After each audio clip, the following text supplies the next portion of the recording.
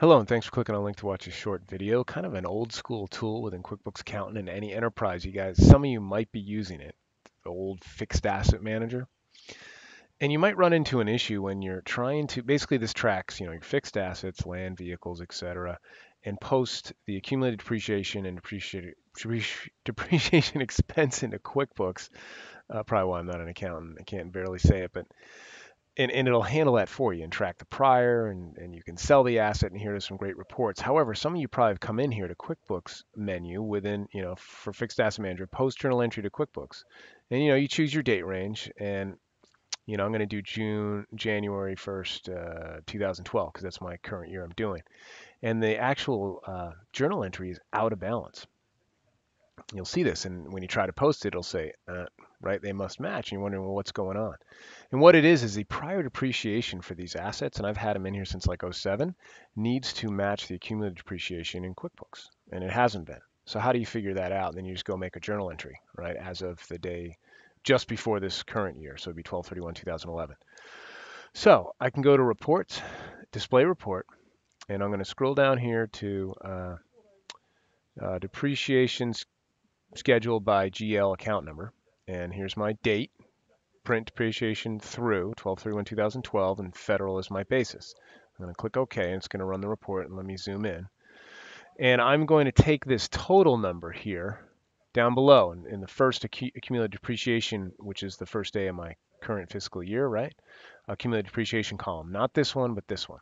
Scroll down, 135, 251, 98. And I'm going to, let's see here, open my accessories here. Sorry, I should have had this open already. My calculator, and it's going to be 135 251.98.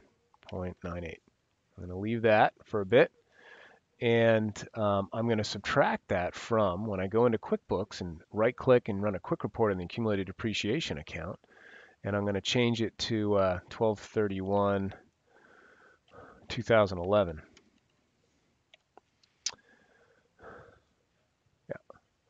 And it's 83,109.76. So I'm going to subtract that from my 135, 83,109.76 equals, right, 52,142.22. So that's what my journal entry needs to be. And I need to credit accumulated depreciation and debit expense as of 12/31/2011. So I'm going to go back here and just to correct the prior, right? That's all I'm trying to do so I can deal with January for 2012. And I'm going to hit accumulated depreciation, credit for 52,142.22, and depreciation expense. You guys should all have these buried in the, there we go, a little further down. Depreciation expense for the same, and I'll just, to correct, prior depreciation up through 12/31/11. And I click Save and Close. And I'm not going to reverse. You might say, hey, you're supposed to reverse, but I don't know. I'm not an accountant. Forgive me. So then I'm going to go into FAM, and I'm going to close this report and go to QuickBooks, update assets from QuickBooks. So it updates the information, basically the journal entry. So you want to do that first. And it shouldn't take too long depending on the assets you have. And I'm going to then go to QuickBooks, post journal entry to QuickBooks, and I'm going to choose actually just January. Get the January balance, first of the year.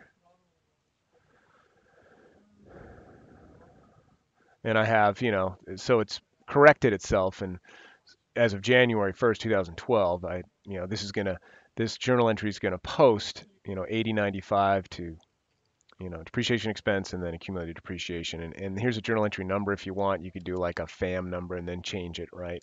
I'm going to post to the journal entry QuickBooks. It's also going to update the fixed asset item list. So FAM is a great tool, fixed asset manager, and that's how you correct, when the journal entry is not in balance. You just got to take that prior depreciation up to the day before the current year of your FAM and enter that into QuickBooks as of the day before your current year that you have in FAM as accumulated depreciation and depreciation expense.